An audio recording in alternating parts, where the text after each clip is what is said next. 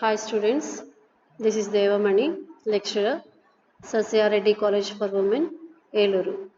Subject Banking Theory and Practice for first BCom General second semester. And the topic is role of commercial banks and kinds of banks.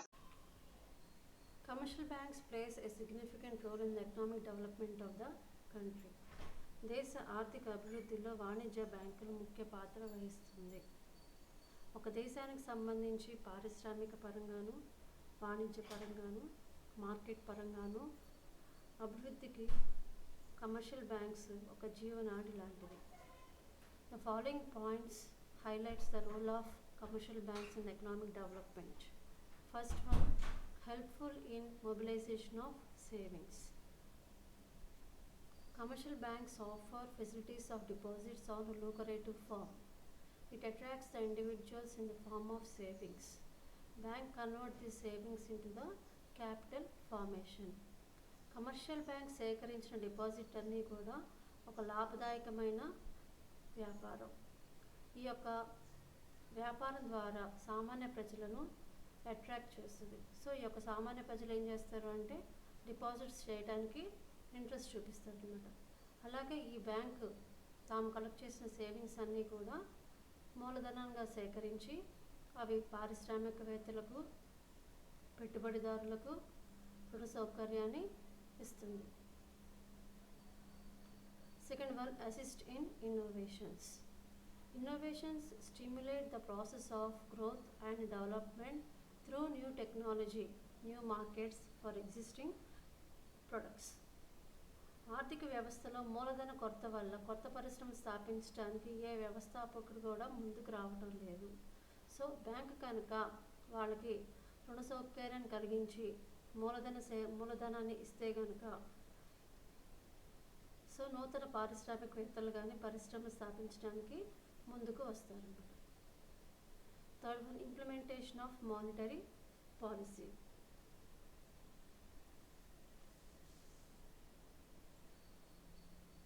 సరైన ద్రవ్య విధానాన్ని రూపొందించి అమలు చేయడంలో బ్యాంకుల ముఖ్య పాత్ర వహిస్తుంది. అలాగే ఈ యొక్క పాత్ర ప్రశంసనీయమైనది. ద్రవ్య విధాన రూపకల్పన మరియు నియంత్రణలో బ్యాంకులు పాల్గొంటేనే దేశ ఆర్థిక వ్యవస్థ పటిష్టం అవుతుంది.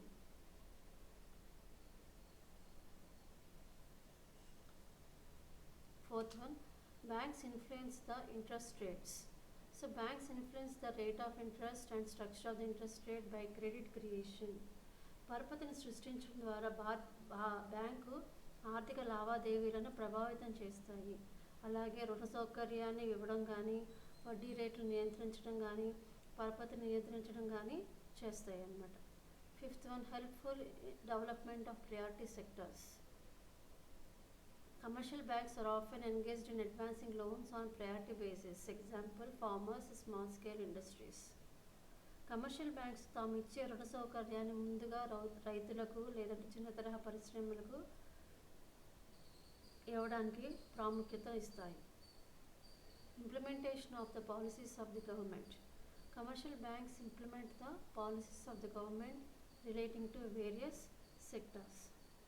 వివిధ రంగాలలోని ప్రభుత్వ విధానాలను అమలుపరచడానికి కమర్షియల్ బ్యాంక్ అనేది ముఖ్య పాత్ర వహిస్తుంది. ఓకే, సో ఈ యొక్క పాయింట్స్ ద్వారా కమర్షియల్ బ్యాంక్ అనేది దేశ ఆర్థిక అభివృద్ధికి ఎంతగానో తోడ్పాటు జరుగుతుంది. Next one, kinds of banks. Commercial banks can be classified into various categories as per schedule, on the basis of domicile, on the basis of ownership, on the basis of functions. Okay, first one, as per schedule. As per schedule, commercial banks classified into schedule bank and non-schedule bank. First one చూడండి, schedule bank. A bank which is registered in the second schedule of the RBI is schedule bank. It must have the paid up capital and reserves of not less than 5 lakhs. A bank అయితే రెండవ schedule RBI యొక్క రెండవ schedule ప్రకారం registered అయ్యిందో ఆ బ్యాంకుని schedule bank అంటారు. అలాగే ఈ యొక్క బ్యాంక్ యొక్క మూలధనం కానీ నిల్వలు కానీ 5 లక్షలకి మించరాదు. అలాగే ఆర్బీఐ పొందుపరిచే సౌకర్యాలన్నీ కూడా ఈ యొక్క షెడ్యూల్ బ్యాంకు తీసుకుంటాయి. Second one, non schedule bank. A bank which is not registered in the second schedule of the RBI is non schedule bank. A bank అయితే రెండో షెడ్యూల్ ఆర్బీఐ ప్రకారం రిజిస్టర్ చేయించుకోలేదో అవి నాన్ షెడ్యూల్ బ్యాంక్ కింద వస్తాయి. అలాగే ఈ యొక్క ఆర్బీఐ ఇచ్చే ఫెసిలిటీస్ సౌకర్యాలు ఈ బ్యాంకుకి అందుకోలేదు. Second one, on the basis of domicile. On the basis of domicile, commercial banks classified into foreign banks and domestic banks. Let us see first one, foreign banks. Banks which are registered or incorporated outside India and having branch in India. అంటే ఏ bank అయితే విదేశాలలో register చేయించుకుని అలాగే విదేశాలలో లావాదేవీలు జరుపుకుంటూ మన దేశంలో కూడా ఒక బ్రాంచ్ స్థాపించి లావాదేవీలు జరుపుకుంటున్నట్టయితే వాటిని ఫారిన్ బ్యాంక్, విదేశీ బ్యాంకులు అని అంటారు. ఈ యొక్క ప్రపంచీకరణ వల్ల ఫారిన్ బ్యాంక్స్ అనేవి ఇప్పుడు చాలా స్థాపించడం జరుగుతున్నాయి. అలాగే ఈ యొక్క ఫారిన్ బ్యాంక్ యొక్క ముఖ్య ఉద్దేశం ఏంటంటే పరపతిని అందజేయటం, ఇంపోర్ట్స్ అండ్ ఎక్స్పోర్ట్స్కి కావాల్సిన పరపతిని అందిస్తుంది అన్నమాట. Next one, domestic banks. దేశీయ బ్యాంకులు అంటారు వీటిని. Banks which are registered or incorporated in India. The presence of these banks is in each and every corner of the country. మన దేశంలోనే రిజిస్టర్ చేసుకుని మన దేశంలోనే లావాదేవీలు జరుపుకుంటే కనుక వాటిని డొమెస్టిక్ బ్యాంక్ అంటారు. ఈ యొక్క డొమెస్టిక్ బ్యాంక్ దేశంలో ప్రతి మూలన కూడా స్థాపించడం జరుగుతుంది. సో ఇది వాణిజ్య బ్యాంకులకి ఒక భాగం లాంటిది అనమాట. వాణిజ్య బ్యాంకులు ఇది ఒక భాగం లాంటిది. Next one, on the basis of ownership. ఇందులో మనకి 3 ఉంటాయి, public sector banks, private sector banks, cooperative banks. First one చూడండి, public sector banks. Banks which are owned and run by the government. These banks raise capital from the public. ప్రభుత్వ యాజమాన్యంలో ఉండి ప్రభుత్వంచే నియంత్రించబడే బ్యాంకులను ప్రభుత్వ బ్యాంకులు అంటారు. అలాగే ఈ యొక్క బ్యాంకుల యొక్క పనితీరు కానీ వాటి వ్యవహారాలను కానీ ప్రభుత్వం ఎప్పటికప్పుడు నియంత్రిస్తుంది. ఈ యొక్క బ్యాంక్ యొక్క మూలధనం పబ్లిక్ నుంచి సేకరిస్తుంది. Next one, private sector banks. These banks owned and run by the private sectors. Private యాజమాన్యంలో ఉండి వారి నియంత్రణలు నిర్వహించే బ్యాంకులను ప్రైవేట్ బ్యాంకులు అని అంటారు. అలాగే ఇవి ఆర్బీఐ నిర్దేశించిన సూచనలు కానీ నిబంధనలు కానీ అనుగుణంగానే ఉండాలి. మన దేశంలో మొత్తం ప్రైవేట్ బ్యాంకులు 22 ఉన్నాయి అన్నమాట. ఈ 22 ప్రైవేట్ బ్యాంకులు చలామణిలో ఉన్నాయి, అంటే ప్రస్తుతం జరుగుతున్నాయి అన్నమాట. Third one, cooperative banks. Cooperative banks are jointly run by the group of individuals. Each individual has an equal share and equal profits. Cooperative banks ని సహకార బ్యాంకులు అని అంటారు. మన దేశంలో రాష్ట్ర సహకార బ్యాంకులు ఉంటాయి, అలాగే జిల్లా స్థాయిలో కేంద్ర సహకార బ్యాంకులు ఉంటాయి. ఈ యొక్క బ్యాంకులు సహకార పరపతిని సప్లై చేస్తాయి అన్నమాట. సో వ్యవసాయదారులకి కానీ చిన్న తరహా పరిశ్రమలకు కానీ కావాల్సిన రుణ సౌకర్యాన్ని, అంటే దీర్ఘకాలిక రుణాలు కానీ స్వల్పకాలిక రుణాలు కానీ ఇవి అందిస్తాయి అన్నమాట. అలాగే ఈ యొక్క సహకార బ్యాంకులో ఎవరైతే ఉన్నారో పెట్టుబడిదారులు వాళ్ళందరూ కూడా ఈక్వల్గా పెట్టుబడి పెట్టుకుంటారు, అలాగే లాభాన్ని కూడా ఈక్వల్గా షేర్ చేసుకుంటారు. On the basis of functions. On the basis of ఫంక్షన్స్లో మనకి commercial banks, industrial banks, agricultural banks. First one, commercial banks అంటే వాణిజ్య బ్యాంకులు. So it is the most common types of banks in India. So మన దేశంలో commercial bank అనేది చాలా ముఖ్య పాత్ర వహిస్తుంది.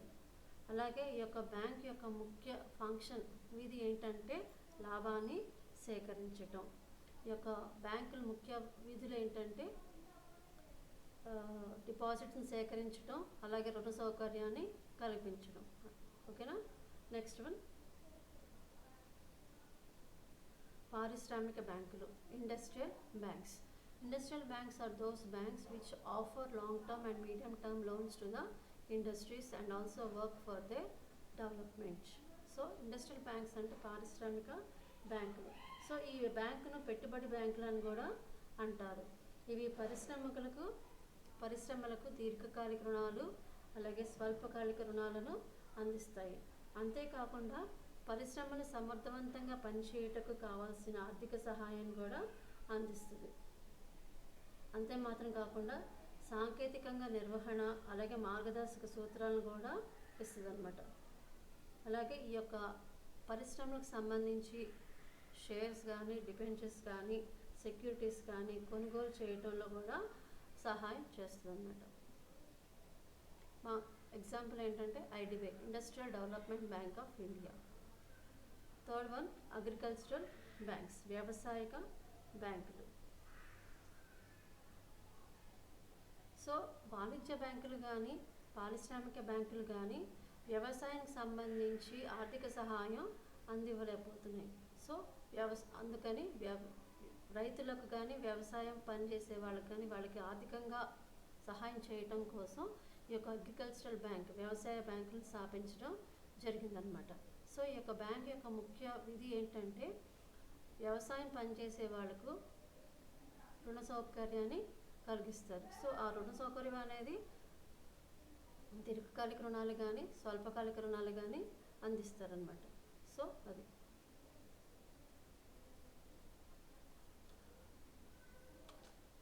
ఫోర్త్ వన్ ఎక్స్చేంజ్ బ్యాంక్స్, వినిమయ బ్యాంకులు అంటారు. ఎక్స్చేంజ్ బ్యాంక్స్ అంటే వినిమయ బ్యాంకులు. So exchange banks deals in foreign exchange, విదేశీ మారక ద్రవ్యానికి సంబంధించి ఈ యొక్క బ్యాంకు లావాదేవీలు జరుపుతుంది అన్నమాట.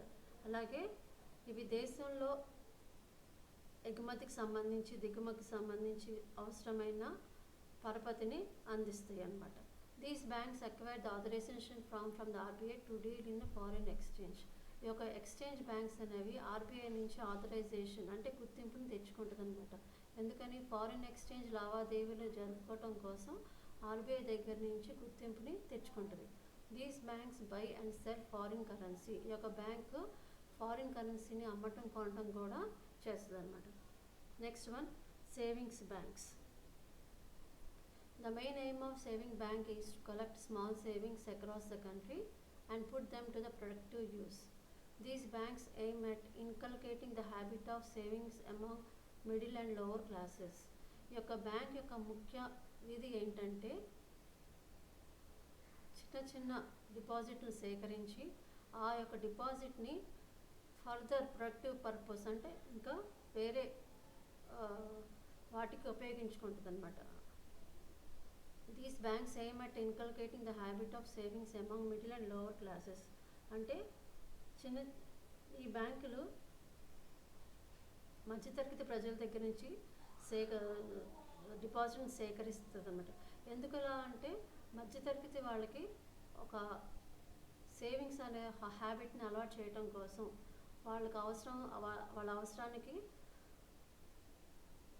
భవిష్యత్తులో వాళ్ళ అవసరాలు తీర్చడం కోసం మధ్యతరగతి దగ్గర నుంచి చిన్న సేవింగ్స్ని సేకరిస్తుంది అనమాట.